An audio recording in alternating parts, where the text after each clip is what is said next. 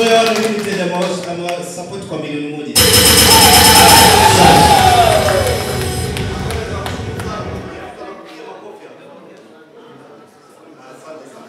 Nipende kumshukuru mkurugenzi wa PKM kwa kutupa sapoti, vile Mheshimiwa Jabari Nyangwini kwa kutupa sapoti. Ni jambo jema mnapolia pamoja na nia pamoja. Kwa hiyo Mwenyezi Mungu awape afya njema pamoja na Chacha Soya One Limited. Esther Matiko, Lobby Samuel, Said Chambili wamekuwa ni mwanga kwa umoja wetu. Kwa hiyo tuzidi kuombea, walipotoa Mungu azidi kuongezea. Vile amezungumza katibu wetu, tuwe kitu kimoja.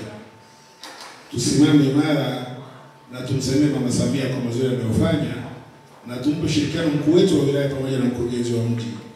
Hapa tulipo tuna zoezi la upandaji miti kutoka ofisi ya mkuu wa wilaya.